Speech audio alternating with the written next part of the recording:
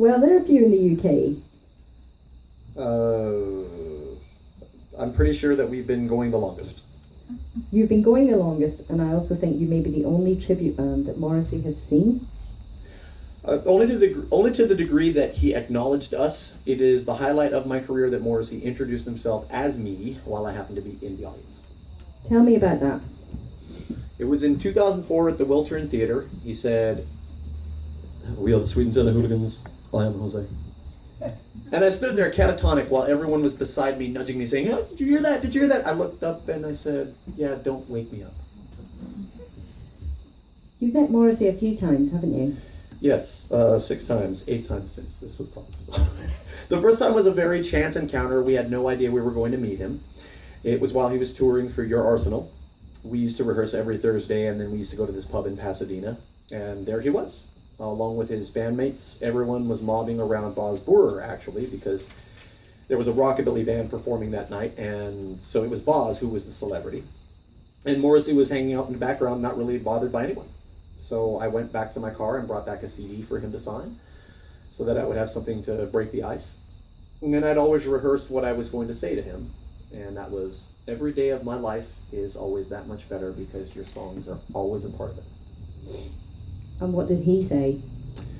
Something to the effect that the feeling was mutual and that his life was much better because he knew that there were people enjoying his music. He asked who to make the autograph out to, and I said Jose, and that is when he remarked that he seemed to meet a lot of Latino fans in California. That's great.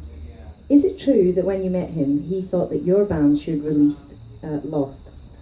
With Morrissey, I sometimes can't tell if he's being serious or if he's just leading me on and being polite.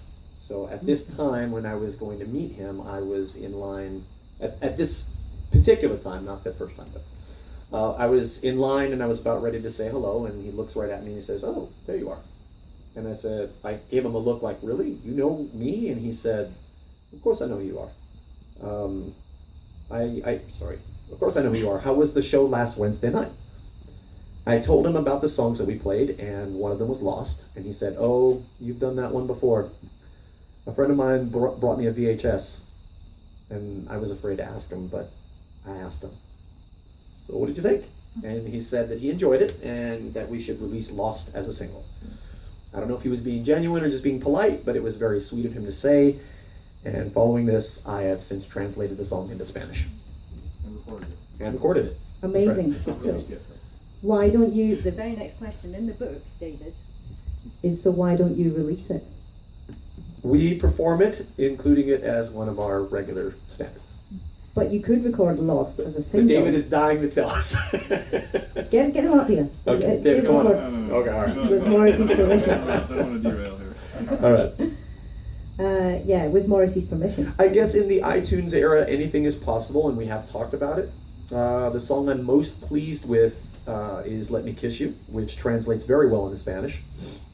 We also performed There Is a Light That Never Goes Out in Spanish, which I don't want to take credit for, but we do. The fans love it, and we love performing it for them. Is it true that some of your fans are so devout that they follow you with the same devotion as they would do Morrissey? We do have loyal followers, yes. Are there any in this room right now? Yeah. Couple. Do you have plans to come back to London?